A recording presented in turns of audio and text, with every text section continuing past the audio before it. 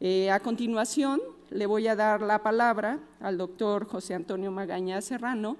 que tiene un amplio currículum. Él nos va a hablar de la presentación del protocolo de insuficiencia cardíaca y trasplante y sobre todo de la sospecha al diagnóstico de insuficiencia cardíaca. Un enfoque clínico y que poco a poco se puede ir hacia establecer este diagnóstico. Adelante, Toño, y muchas gracias. Muchas gracias, muy buenas tardes. Para mí es un privilegio estar en que es el núcleo académico más importante de nuestro país. Agradezco la invitación por poder compartir con ustedes en unos minutos parte de este proyecto que estamos convencidos cambiará el rostro de la insuficiencia cardíaca en nuestro país. Y quisiera empezar señalando el por qué es importante la insuficiencia cardíaca. Bien, hoy en el mundo la insuficiencia cardíaca se ha convertido en la principal preocupación de la medicina cardiovascular. Esto debido a que se enfrenta a una elevada tasa de mortalidad, condiciona la primera causa de hospitalizaciones en mayores de 65 años en los países altamente desarrollados, tiene un mal pronóstico debido a que un paciente, una vez que desarrolla síntomas de insuficiencia cardíaca, tiene una sobrevida promedio de 5 años, que es menor que la de muchos tumores malignos, y por supuesto condiciona gastos catastróficos para las instituciones, para las familias, para las aseguradoras y por supuesto para los pacientes. Desafortunadamente, en nuestro continente, en nuestro subcontinente latinoamericano, no tenemos registros poblacionales fidedignos que nos permitan identificar la magnitud del problema de una forma completamente precisa. Sin embargo, ¿cómo podemos nosotros señalar que la insuficiencia cardíaca es un problema de salud pública en México y que vive entre nosotros? Bueno, si nos apegamos a los datos oficiales del Instituto Mexicano del Seguro Social, y bien se dice que lo que pasa en el IMSS es un reflejo de lo que pasa en el país, en esta magna institución que alberga a cerca de 70 millones de derechohabientes en el régimen ordinario y más de 11 millones de derechohabientes en el nuevo régimen de IMSS Bienestar, pues lo que vamos a encontrar, y esto es muy importante que lo tomemos en consideración, es que hoy por hoy ya no son los procesos infecciosos, ya no es la atención del niño sano, ya no son los cuidados materno-infantiles en mujeres sanas los principales motivos de consulta externa en las unidades de primer nivel. Son las enfermedades del aparato cardiovascular. Ocupan el 20% de todas las atenciones en las más de 1.500 UMF de nuestra institución, con un total de cerca de 18 millones de atenciones cada año.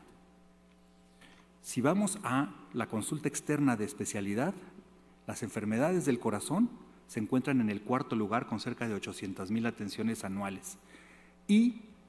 en el caso de las visitas a nuestros servicios de urgencias, corresponden a cerca de 300,000 atenciones cada año. Si hablamos de los 10 principales motivos de egreso hospitalario en nuestras camas sensibles, las enfermedades del corazón involucran la cuarta causa. Y entonces nos preguntamos, dentro de estos macronúmeros, ¿no habrá insuficientes cardíacos? Tomando en consideración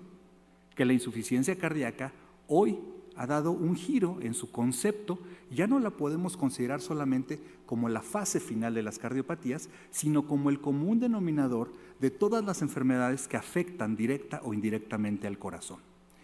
Y si a ello vamos, desafortunadamente el perfil epidemiológico de nuestra población mexicana, como lo señaló la doctora Borrallo, pues es muy adverso, tomando en consideración que el 30% de los adultos en México padecen de hipertensión arterial, viven en México más de 14 millones de pacientes con diabetes, 1 de cada 4 mexicanos somos obesos y 8 de cada 10 están en sobrepeso, 4 de cada 10 tiene algún problema con relación a sus lípidos, y a pesar de todo lo que se ha trabajado para disminuir el consumo de tabaco y sus derivados, todavía este es un problema de salud pública. ¿Y por qué esto es importante? Porque, como señalaba, nosotros debemos cambiar el concepto de la insuficiencia cardíaca, porque hemos vivido a la sombra de atavismos en donde considerábamos y seguimos considerando todavía desde muchas escuelas de medicina que la falla cardíaca es esto, que nos enseñaron tradicionalmente en el siglo pasado y que es el equivalente del choque cardiogénico del edema agudo de pulmón, cuando esto representa solamente la punta del iceberg.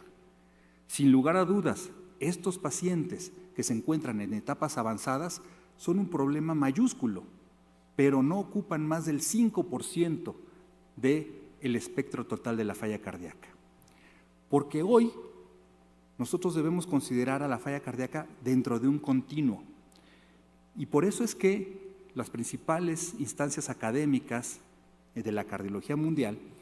rescataron un concepto que fue acuñado por una mujer hace 20 años, la doctora Sharon Hunt, en donde en este concepto la insuficiencia cardíaca se divide en 4 etapas clínicas o estadios. Los pacientes D, que son los que señalaba, pacientes muy avanzados, que son candidatos de trasplante, los C, que vemos aparentemente estables, pero con daño estructural cardíaco, los B, que tienen un daño estructural cardíaco, pero sin síntomas todavía de insuficiencia cardíaca, y los A, que son los que están en riesgo de desarrollar insuficiencia cardíaca, léase aquellos con hipertensión, diabetes, obesidad, dislipidemia, etcétera, etcétera. Por eso es que hoy la propuesta de definición universal de insuficiencia cardíaca ha cambiado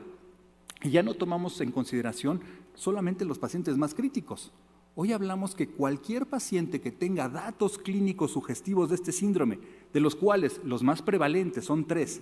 disnea, fatiga y retención de líquidos, y que se asocien a anomalías cardíacas funcionales o estructurales, teniendo además comprobación a través de un auxiliar de diagnóstico muy sencillo como son los péptidos natriuréticos o bien la evidencia objetiva de retención hidrosalina a nivel pulmonar o periférico, debe ser considerado como un enfermo de insuficiencia cardíaca. Y esto es algo importantísimo. En el Hospital de Cardiología del Centro Médico Nacional Siglo XXI se formó el primer programa integral para el manejo de la falla cardíaca en nuestro país. Con la ayuda y el apoyo de la doctora Borrallo, con la ayuda y el apoyo de, en su momento, el doctor Gilberto Pérez Rodríguez, se creó la primera división de insuficiencia cardíaca y trasplante en nuestro país, y de hecho en Latinoamérica, con la intención de darle un manejo completo, multi y transdisciplinario a los pacientes con insuficiencia cardíaca. Y de este proyecto, pues nacieron muchos productos, dentro de ellos un documento de consenso, que es el primer posicionamiento mexicano en insuficiencia cardíaca, donde nosotros, tomando en consideración todo lo anteriormente señalado, hacemos y dibujamos una ruta diagnóstica en donde tratamos de democratizar el diagnóstico de la insuficiencia cardíaca e involucrar a todos los prestadores de servicios de salud desde el primer nivel para que elaboren al menos la sospecha diagnóstica y que bajo esta sospecha diagnóstica refieran tempranamente a los pacientes. Basado en esto y alineados, por supuesto, a nuestra institución,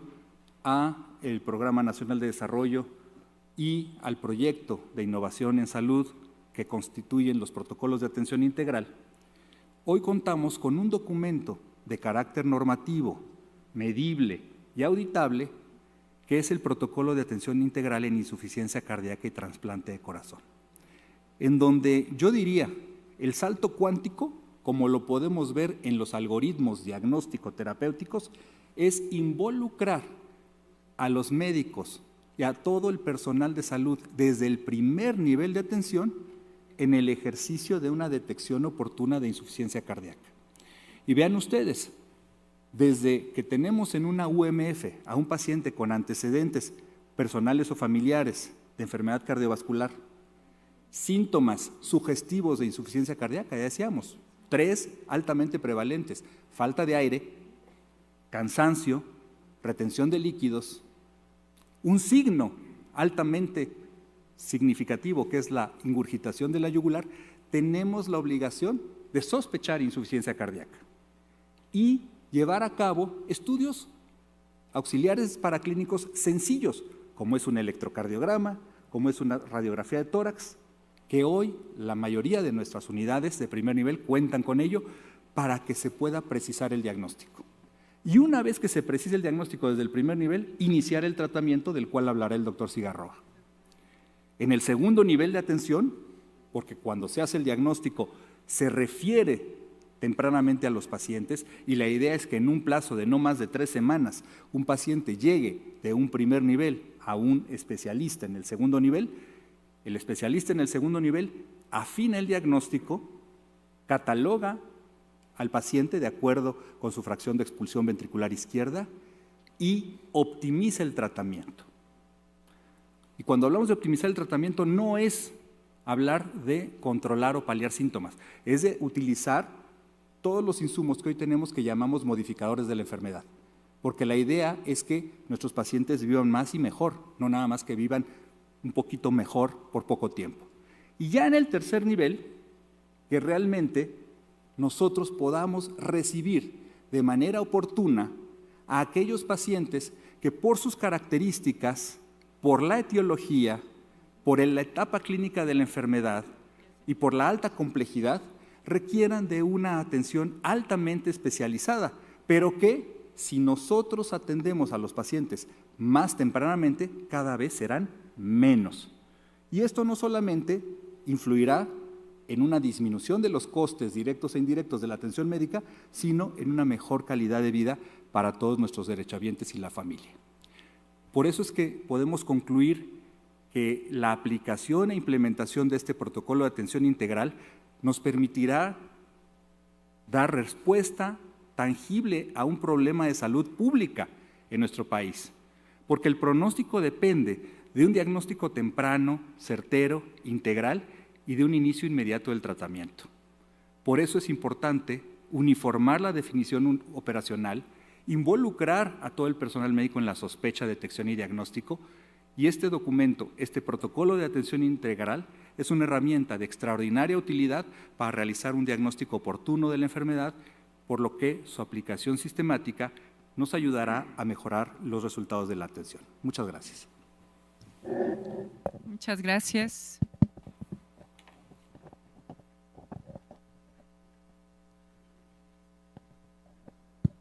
Sí, muchas gracias,